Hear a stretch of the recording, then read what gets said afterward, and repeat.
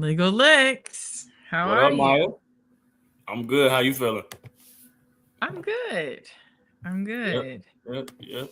Won a couple The what? dollars early this morning. Won some bets Okay. early overseas, and What were yeah. you betting on? Um, Actually, Jeremy Pargo. Uh, people probably know Gennaro Pargo, who played for the Bulls. Jeremy Pargo still plays overseas in this league, Hmm. and they're really good. They go down, but he just take over. So, been winning with him a lot. Um, Hmm. There's some good EuroLeague basketball earlier Another today. Chicago legend. One more time. Jeremy is another Chicago legend. Yes. Has a bunch of records. Yeah, it was some good EuroLeague basketball earlier. Taylor and them had a closeout game to win the first round. They were up 19 points and lost to Zalgiris. Zalgiris pretty good though. So they Hmm. lost. And then Kendrick Nunn, they had a closeout game as well, and they end up losing their closeout game. So both of those series are 2-1. But yeah, they're probably gonna win the next game, both of them, both teams. That's interesting. You mentioned that. One of my friends, she plays for the Valencia women's team that's playing Hmm. against Kendrick Nunn. And she was talking about how the games out there within that series has been so crazy. They added extra security for the airport pickups, for the rides, for the stadium. Like she said, it's been a lot of madness there all day, every day. And that it's like insane. And Yeah, the players were trying to fight. Did you see that? yeah. I saw you. You sent me the video. They was chasing K9 after Nigel Hayes hit the game winner. Mm-hmm. Saw that. Yeah. And then the guy tripped and fell. That was embarrassing. Yeah. Yep. Yep. Okay. Yep. Well, for everyone watching, welcome back. We're happy to have you. A couple of games to dive into. The game ones of a bunch of different series. Yesterday we had the Lakers Thunder and the Cavaliers Pistons. We can start with Lakers Thunder since we know how Dallas feels about SGA and the OKC fam. Okay. Go ahead. I mean, we know what's going on here. Exactly what's supposed to go on. Dominating teams dominate. All this number one seed stuff we've been seeing, struggling. We don't do that here in Oklahoma City. We just get teams out the way. Whoever in front of us, that's who we got to play against. We play lockdown defense, Mhm. and we just dominate, man. No J Dub doesn't matter. I said yesterday they were probably going to double Shea. If you did watch the show yesterday, I was like, I would probably be careful with Shea 30 because JJ Redick is a guy he loves to double team. He's going to double team. He's not going to let the best player beat him unless he has to. But we had a great performance from our guy Chetty Bang Bang, Chet Holmgren. He was out there hooping last night. The Is Lakers that a really new nickname you created or people say that? no. That's I just in the moment, man. In the moment, Okay. I'm like, I've never heard that before. Okay, continue. yeah, in the moment. But yeah, though Chet was hooping. He was making threes. He was being aggressive. He was protecting the rim. He had 3 blocks. Uh, it's like then they run in the floor with Isaiah Hardenstein catching lobs. It's crazy. This Oklahoma City team is just so good. It doesn't even matter if they're missing J Dub. They still gonna blow you out. This is just a Chet series in general, just because the Lakers don't have anyone I feel like that can really match up with him. They're pretty Mhm. small at the 4 position. The fact that he doesn't play the 5 for Oklahoma City is kind of tough because you got to worry about Hardenstein. So your big is guarding Hardenstein, DeAndre Ayton, or Jackson Hayes is on Hardenstein. So now you just got this 7 foot gazelle, as they like to say, uh, running down the floor and cutting to the lane and just being able to get whatever he wants because it's all smalls after that. The Lakers didn't know what to do. They ended up having to go zone at sometimes on Oklahoma City. That didn't work. Shea only had 18 points, but it's just the pace that he plays with and the pressure that he puts on your defense. Even if he's not scoring, it's things like this. Now you get a lob to Chet. Now it's just so much attention on him. Chet just played amazing. Then you come off the bench with Jerry McCain and these guys. The Lakers just outmatched, like we said. Uh, they probably won't score 100 points in any game in this series. I would be Mm. surprised if they did. Um, it's tough to score for them. It's really tough for them to score. They can't get stops. The defense is impeccable. They're on one string. If you just watch them play one defensive possession, just look how they move. Boom, help, hedge, hard hedge, back, get back. It's like it's 8 of them on the floor instead of 5. It's so hard to score the ball, help, dig, block. Look at that. They're everywhere. Yeah, I don't think the Lakers will score 100 points in this series. I wish it was a bet for that. It'd probably be a lot of plus money.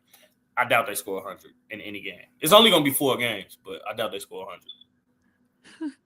Sorry for all the Lakers fans. There was a lot watching yesterday, and Dallas was breaking their hearts. Question for you, though. Considering the Lakers are not a scary competitor to be nice about it, right? You see them, you're like, all right, bet. What are some things that you still think OKC needs to work on or slight adjustments that need to be made because they're against LA right now and that's not too aggressive, but there is another series. They still do have to win the Western Conference Finals. They do have to win the overall championship. What are some other adjustments you think still need to be made to finalize that? To quote the greatest player in the world right now, you don't know the answer to the test until the test is given to you. So you don't know. They're going to adjust. Just let the team do what they do.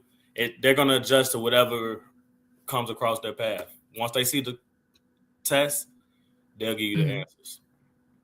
So there's no small adjustments like so-and-so needs to shoot better. This person could maybe adjust their defense. Nah.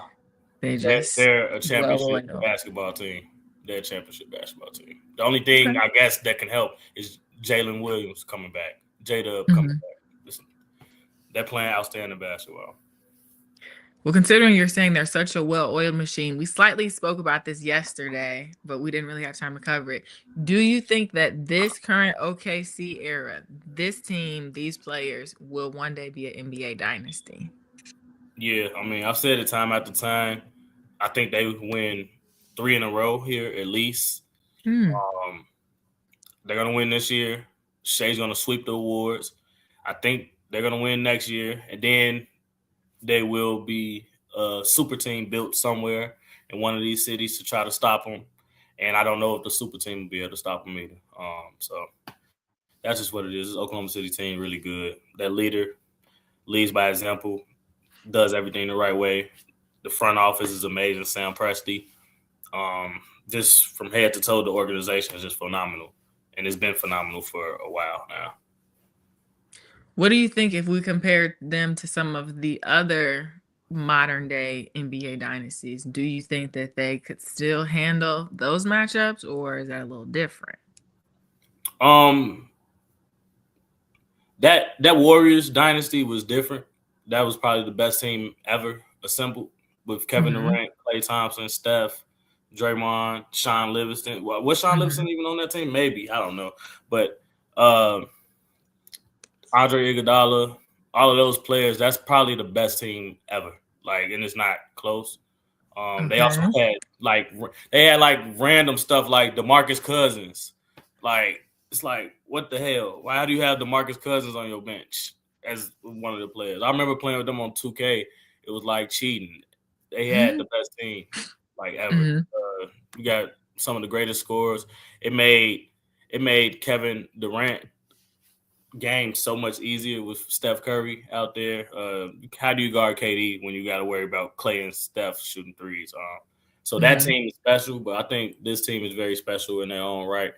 But I don't think no team can compete with that Golden State Warriors team with Kevin Durant, Steph, and I don't think no team can stop them. Do you think the Thunder could beat when LeBron, D-Wade, and Chris Bosh are on the Heat?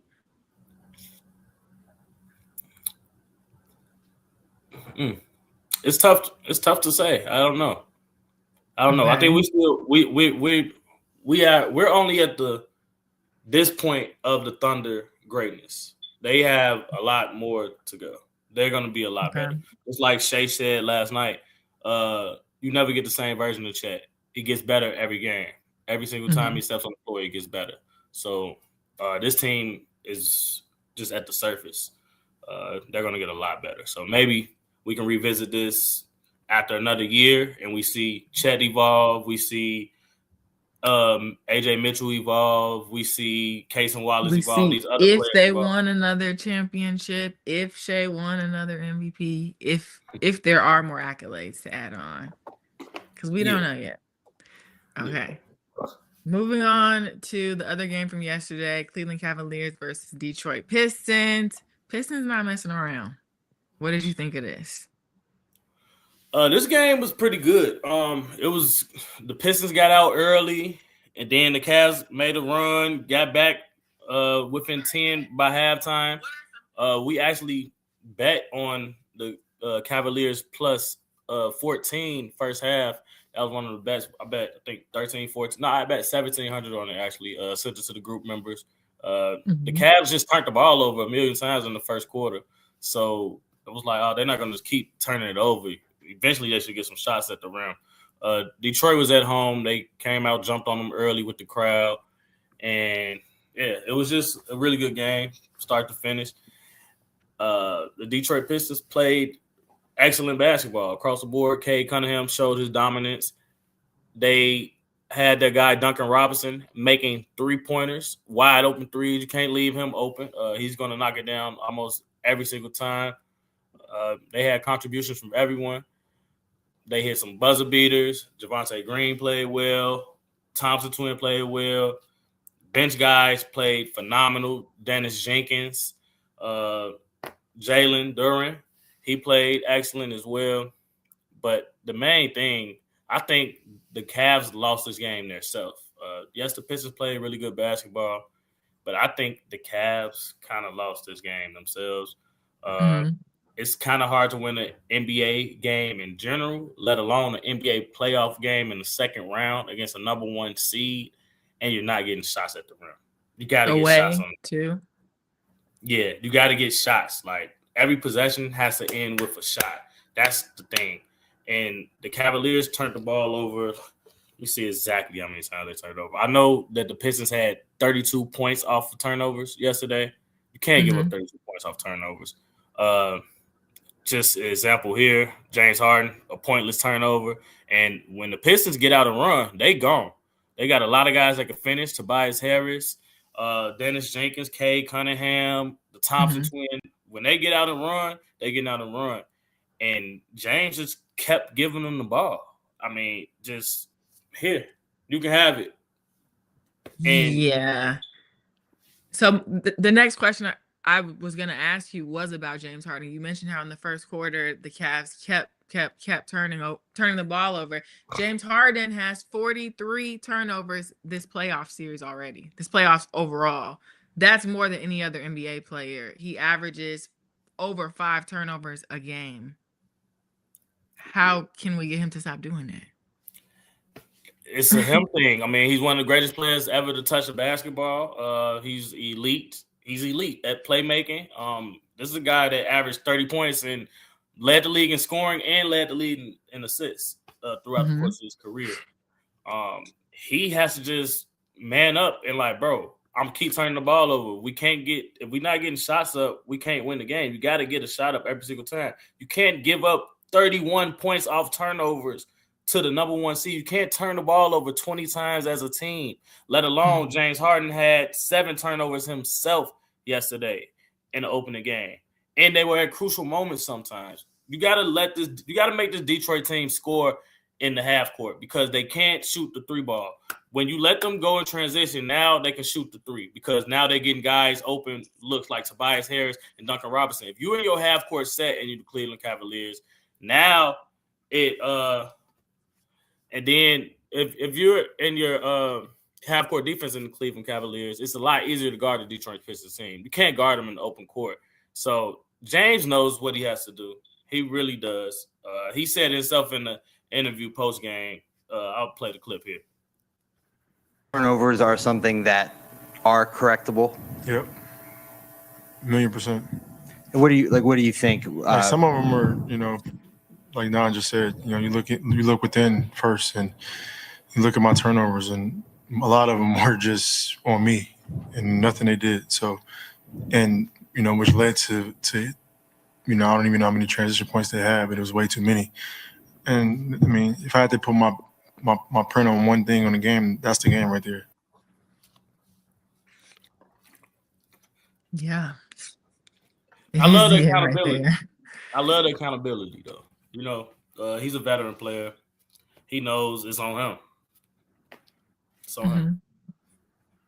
It's not really much that can be said in that moment when you look at the paper and they're like, well, you had 7 today. It's like, yeah, 7. Just got to be better next time. Yeah, they got 32 points off of them. It's like, come on, bro. And then, like you said, there's not even the Pistons forcing them. It's just like dribbling it off your foot or going backcourt, stepping backcourt violation. He did that a couple times. Just throwing the ball anywhere. He got to be better, and I think he will be better. That 10-point margin is made up with those turnovers easily because the Pistons, they probably only score 100 points if they don't turn the ball over 20 times. Within the last series that the Cavaliers played with the Raptors, we were saying how great James Harden was performing. And then there might be some jokes about like, oh, LeBron, he's so old. He's 41. Haha. But James Harden is 36. So do you think some of those turnovers are coming from him aging and kind of slowing down a little? Or not necessarily. Yes and no, not necessarily, but when he see that Thompson twin on him, he don't like it. He don't like that. He didn't like Scotty Barnes on them last series. It's certain defenders that he don't like, but that's where his IQ kicks in, and he does actually make sure he gets the right switch. You know what I'm saying? He has Max Strus go set the screen. Like I said yesterday, Max Strus 2 threes was going to be easy because he's going to have Duncan Robinson on him. James Harden, get the screen from him, kick to Max Strus. Max Strus makes the shot. I think James Harden will be a lot better next game. I think we could take his assist for sure next game. James Harden will play better basketball next game for sure. Thus leading to a potential Cavaliers dub. Maybe. We will see. Okay, so let's dive into tonight's playoff games with some of these exciting series. We could start with the New York Knicks and Philadelphia 76ers with no Joel Embiid. That's huge, though he didn't really do nothing crazy last game, but that is still huge for the 76ers. No Joel. So situations like this, when it comes to sports betting, people love to be like, oh, Joel out. Oh, the Knicks got to be a lock, and think the Knicks just going to blow somebody out, or the Knicks just a for sure win. Knicks just going to win the game. How could they win without Joel Embiid? They just got blew out by 30 with Joel Embiid. How can they win? That's true. And you know the old saying, like, you stick your hand in fire, you get burnt. You can only get burnt so many times by thinking that way. So I'll just advise everyone, the Knicks probably win the game, but be careful taking that spread. It's 11 now. I would be very cautious with that spread. The Knicks played lights out basketball in game 1 at the end of the day. The Sixers were in a grueling 7-game series. The Knicks rested and were just waiting at the crib for the Sixers. So I definitely take that first game with a grain of salt. You didn't get to really see much. All you got to see was Jalen Brunson going crazy. The usual. We talked about it on the show, how Jalen Brunson was going to be a matchup problem for these 76ers and pick and roll just because of the size that the Philly defenders have. Paul George is a bigger wing. Oubre is a bigger wing. VJ Edgecombe is too young. He's going to bait him into fouls like that. Just be able to attack him off the dribble. Jalen Brunson is a cerebral basketball player. He's very smart. See how he's just coming off the screens, getting whatever he wants. Philly doesn't really have anything to stop it, honestly, because you can't put Maxey on him because you're scared Maxey gets in foul trouble. Oubre, he can't keep up with him because he's too big. You got 6'10 guys, 6'9 guys trying to guard this little minion. Look, Paul George can't get around the screen. He's too slow. And then step back. He's making stuff like that, and you're there. It's like, what do you do? When Brunson gets going. Then when Embiid hedges, he can't do anything. Brunson was lights out, though. So the Knicks have been playing just crazy offense these last few days. I think they're just in like that flow state where it's not looking. Oh my goodness, he turned him all the way around. The Knicks are just in that flow state on offense right now, and I don't know if anybody could stop him. But this 76ers team, they don't have the personnel. Joel Embiid is out tonight, so I do think that they will go smaller. But the thing is, their bench players aren't good. So one of the comments from the last show, guys on YouTube, was saying like, yeah, the Philly doesn't have a bench, and they don't. They only play Drummond off the bench, and Grimes really. Drummond is kind of a nobody in this series because there's nothing he can do with Jalen Brunson if when he comes out the screen and pick and roll. So I don't know. It's going to be interesting. Okay. So considering that there's no Joel, we know Maxey every night they're leaning on him regardless to drop 20, 25 plus. Who do you think they would be able to lean on if we have Andre Drummond? ... I mean, VJ Escom has to play well for them to stay around in this game for sure. But it's gonna have to be like a random person, I think, to be honest with you. VJ does have to defend. He does have to get to his spots and make shots because they're definitely going to try to funnel the ball out of Tyrese Maxey's hand. Then with no Joel Embiid, we talk about this all the time.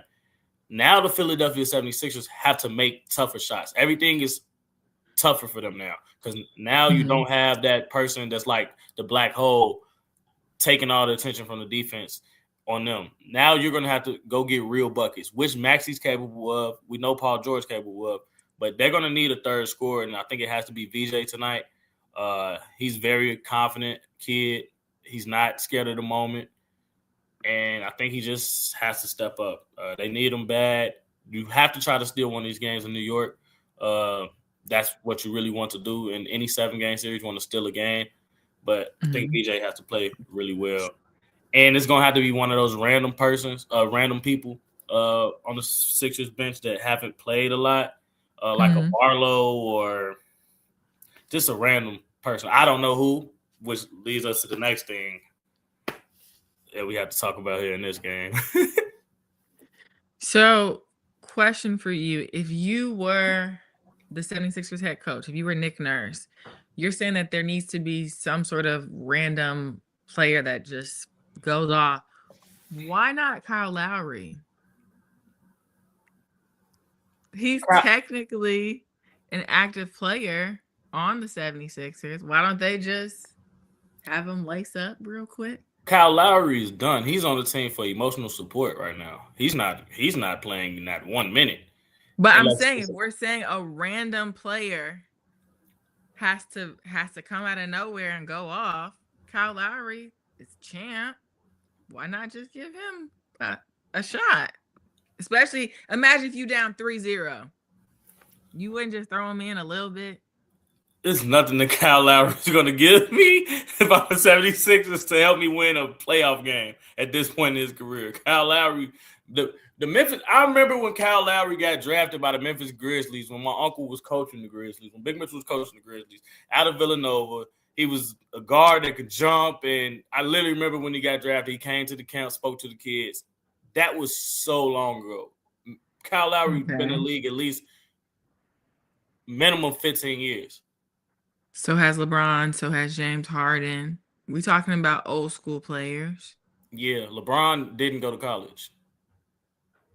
What's your point by saying that? We're talking about older players. So LeBron is younger in NBA basketball years. Not older in the actual reality of your body in real life. Yeah, sure. Right. But no, Kyle Lowry won't play.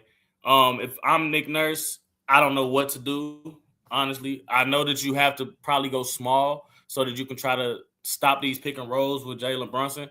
Looking at their roster, I think that I can't say his name, Watford has to play. He can move his feet okay as a big. You're going to have to play Trendon Watford. Yeah. Bona's going to get some minutes tonight. You're going to have to try to play Barlow. You got to just hope somebody can move their feet and pick and roll, especially with no Embiid. You probably move Drummond to the starting lineup.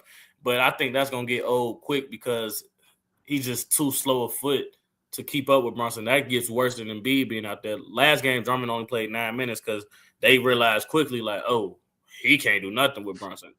They in trouble, but somehow they're gonna cover tonight because that's how the gambling stuff goes. Unless the Knicks just score 130 again. So you think they'll just make a way out of no way? Yeah. Okay. Anything else from this series you want to talk about, or can we move on? Nah. Knicks look good. We're gonna see though. Okay. Maxey, I will say this: Maxey goes off tonight. Maxey goes off. There's nothing they're gonna be able to do to stop Maxey tonight. As long as they don't get blown out, Maxey gonna get his points. Okay. And thank you to the other person on Instagram who said I thought about Kyle Lowry too. We on the same page. Moving on, we have the Minnesota Timberwolves, San Antonio Spurs. Kind of long injury report. Anthony Edwards is listed as a game time decision. That's the most important part of that. Whenever it says that he ends up playing, do you think he's going to do the same thing and end up playing again tonight? For sure he's playing again tonight. They want to try to go get the second game in San Antonio. They're going to try. They definitely going to try. It's worth a shot. Yeah. Hopefully. Okay. How have you liked this matchup? I mean, I like the T-Wolves as a team. They got a lot of dogs out there. So, I mean, I've been talking about it all playoffs, how they got dogs. They got dogs. Minnesota got dogs. Ant was out there hooping off the bench. But I think the Spurs kind of played bad. I think that their youth was displayed in that game one.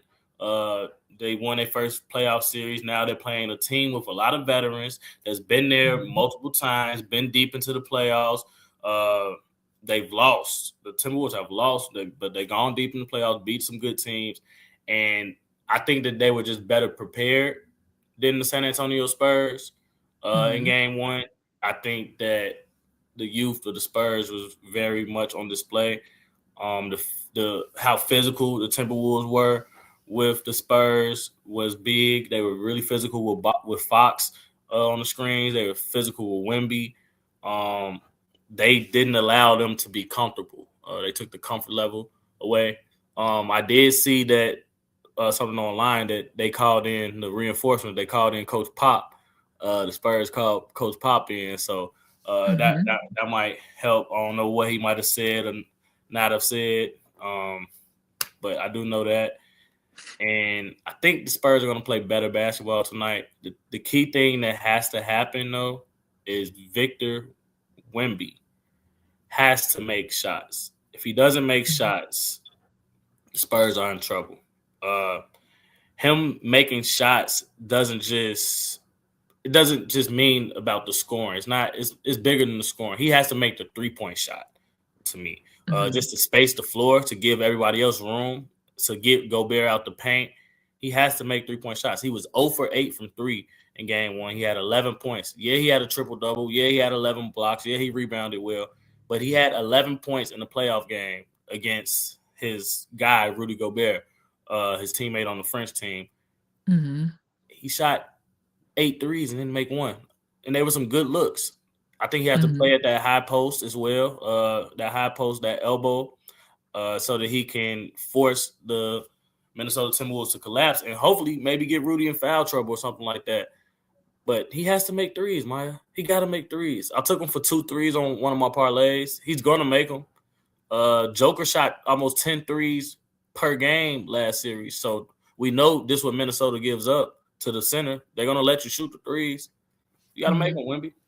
Put the ball in the bucket. And I know Wemby well enough that he went and got in the gym immediately after that game. Immediately. He got extra shots up.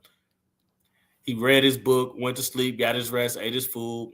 He's going to come out and play a lot better tonight. I can almost guarantee it. I do think he's the truth. I don't think none of that is no hype or overrated, any of that. Wemby is a really good basketball player, and I think that he's going to take this very personal, that he played like shit and he feel like that they lost. And when you look at it like this, they lost by 2 points and Wemby played bad. Fox played bad. They didn't play good at all. So it's going to be interesting. So let's talk about the Minnesota Timberwolves really quick. Anthony Edwards did play in the last game, but it was controlled minutes. How important do you think it was for the other players that were coming in after him to keep the game quick, fast paced, and the flow going, the points coming in while Ant wasn't out there? I think it was really important. I think that Ant kind of just gave everybody that jolt, like, you know how they when someone can't breathe, they hit the little shock thing on them. I think that's what Ant was coming off the bench. Boom, he gave you some ankle breakers, good shots, and then just that energy he brought. Like, yeah, we could do it. You know, and I feel like it made everybody believe. And then in the fourth quarter, they let him go. They let him play 10 minutes in the fourth. So Chris Finch is an amazing coach, and I mean amazing. He makes the adjustments. He tries different things. That lineup with Naz Reid was very effective. When they didn't have Gobert in the game, they went small. They played Nas, Randall, McDaniels, Ant, and either Conley or Shannon, give or take, whoever you want. And that small ball lineup is hard for the Spurs to guard because now Wemby's not at the rim. Because you got to respect Randall shooting threes. You got to respect Nas Reid shooting threes. You got to respect Ant shooting threes. Conley played well. Old man Conley. That's what I was waiting to ask you. Like, what did you think about Mike Conley? Because you said before, you're like, yeah, he's kind of washed. Like, we don't really need him in there. But he did good. Yeah, Mike Conley, if Mike Conley can give you good minutes in this series, you're gonna have a chance. But I don't think he'll be able to consistently give you those minutes like every game. And then I do think he's a defensive liability on the other side once the Spurs are playing well. I just think that Fox didn't play well last game, and two of your best players didn't play well. So, and you lost by 2, and you had a chance to win the game at the buzzer with a wide open 3 with your best shooter. Spurs play better tonight. I think they win tonight. I think they hold Minnesota under again. We hit the first half under for Minnesota last game. I'm thinking about trying it again. Only thing now though that changes is Io's back. So I'm kind of careful. I'm probably gonna live bet this game honestly because the Timberwolves got a really good player back now. Now you adding Io to this mix. Timberwolves are a scary team. People lucky that they didn't stay healthy and Dante DiVincenzo isn't out there as well. But I think that might just put a little battery in their back because now they're just playing with house money. You know, nobody believes in them. Everybody think they hurt. Everybody don't think they could do it. And they can beat the Spurs in the 7-game series. I wouldn't be surprised because, like I said at the beginning of this, with Ant out there, it's a different series now. If Ant's out there, this changes drastically. Because Minnesota's some dogs. They ain't scared of nothing. If you were in upper management with the Timberwolves, do you think that you would maybe be a little hesitant and tell them, like, let's not dive too much in on Ant-Man and then potentially re-injure that knee? Or if it ain't broke yet, don't fix it? The injury that he has is I don't think they would have played him if it was a high chance that he could re-injure it. In his knee? Yeah. It's not a ligament. It's a bone bruise. So it's not like they set out Io for the last game. He had a calf. It could pop. You know, it's just probably pain tolerance or whatever for Ant more than re-injuring. Like we said, Giannis played in the finals when they thought he was going to be gone with the same injury and won the NBA championship. People take for granted sometimes how many opportunities you'll have to actually go win a championship. Minnesota has to take advantage of this. You got to push all your chips in. This is what you play the game for. You have a pretty good chance. If you look at the field, they feel like they can match up with Oklahoma City. Oklahoma City's hurt. They're missing one of their best players. I think Oklahoma City beats them without J-Dub anyway, but it's going to be tough. But you look at that Oklahoma City team, they're wounded. You got a chance to beat them in the next round if you get there. And then on the East side, I know you feel like you can beat all the teams in the East. So they get past the Spurs, Minnesota going to have a shot at this thing. They got some killers over there. They got them Chicago kids. The Chicago kids different. I keep trying to tell people them Chicago kids are different when it comes to this basketball stuff. They put that battery in their teammates' back. They don't think they can fail at anything. if the kids from Chicago that make it to this level of basketball just have something special. It's gonna be on display. And that's not a Chicago native bias. No, it's facts. It's super facts. Like Chicago basketball is different than anywhere else in the world. It's just that's why certain players, when they come to Chicago, they take on Chicago so much. Like Michael Jordan took on a lot of Chicago's nature. Grit. Yeah, it's like you come hoop here, you take on a lot of that stuff too. So especially when we got a good team. Someone on Twitch said, I wonder if because KG is back with the organization, he's putting that dog back into them. Maybe. He's a good motivator. I know he got some speeches. He done gave some good speeches to the team for sure. Yeah, and he's kind of wild. Who knows how those speeches went. Okay, well, you don't have to answer this. They said Spurs halftime, full time. But I do want to know, what is your free system play of the day? Let's see. The free system play yesterday was Marcus Smart over 2.5 assists. He had 5 at halftime, so the system worked pretty good yesterday. Let me see what they got on here now. It updates as the day goes along. Let me see what they got, y'all. The top system play today is – I ain't going to get that one out. We're going to go with Mikal Bridges under 12.5 points. They think he gets 9.59. Bridges had 17 in game 1, but they like him under 12.5 points. We'll see how it goes. Do I like it? I kind of do. I think that eventually the Knicks got to come back down to earth on the scoring. I mean, they scoring lights out. They scoring lights out. I'm very interested to see what Coach Nurse does. I don't know what the adjustment is. I just know I can't take that spread with the Knicks because it's just feel like a trap. So I'm gonna be live betting this game, and I did take Maxey to score 25. So there we go. Which is a pretty good bet since he almost always does that. And if Joel isn't there, it's kind of mandatory to not get dubbed. Okay, and then as always, people can text Legal Licks Live to this number. What is that package looking like? $200. You get 30 days of all of our plays. WNBA starts this week. We got EuroLeague playoffs going right now. Boxing, MMA, tennis, all the sports you could think of. But WNBA is one of our best sports, and we're gonna make a lot of money. I suggest definitely at the start of the season because the lines are off with all the moves and the trades that's been happening in the WNBA. We're going to be able to take advantage of a lot of good spots with certain players on their new teams, just fitting in exactly how I see it. So I know I'm going to be able to bet a lot of Sky, Storm.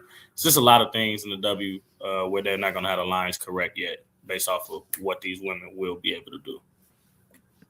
Okay. As I'm sitting here going through the comments, someone said, if I was going to go off saying that he's from Chicago, but someone on Instagram said New York be hooping, which is like, But I thought about it. That could be one of our topics tomorrow of what area in the country do you think has the best hoopers? Because, of course, we're from Chicago. We're going to say Chicago, but it's probably a good case. We could probably put together let's do something like we put together some teams from different places. We could do Cali. Well, California's so big, but yeah, New York, Cali, Chicago. We could do something like that. I think that would be pretty cool. Then we size up the teams and figure out who got the best players all the time. All right, works for me. Thank you guys for tuning in and watching. Good luck betting, and we will see you tomorrow. All right, blessings for sure.